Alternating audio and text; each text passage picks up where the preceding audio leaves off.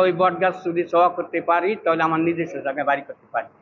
এর জন্য ওই আমি বিক্রি করিয়ে সওয়া করিয়ে ফেলাইতে বলছি।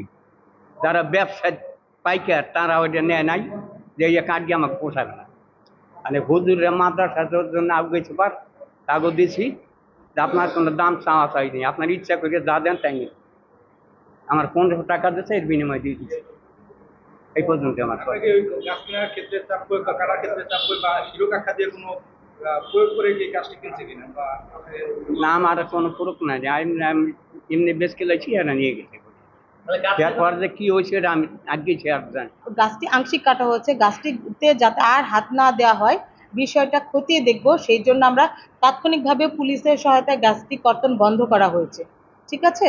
আর আমরা যেটা উপজেলা প্রশাসন থেকে যে পদক্ষেপটা নিয়েছি, আমরা 3 সদস্য বিশিষ্ট একটি তদন্ত কমিটি করে দিয়েছি, যার আহ্বায়ক আমাদের বন কর্মকর্তা, যিনি এক্সপার্ট এই বিষয়ে, উনি মতামত দিবেন। সেই সাথে রয়েছেন আমাদের সংশ্লিষ্ট ইউনিয়নের যে প্রশাসনিক কর্মকর্তা এবং রয়েছেন আমাদের উপসহকারী ভূমি কর্মকর্তা, যিনি আমাদেরকে জানাবেন যে ওই গাছটি ব্যক্তি মালিকানাধীন কিনা এবং ওই গাছটির সাথে অন্য কোনো বিষয়ে সংশ্লিষ্ট রয়েছে কিনা। সেই এক্সপার্ট অপিনিয়ন ওনারা দেবে। আমরা 3 কার্য দিবস করে একটি তদন্ত কমিটি গঠন করে দিয়েছি।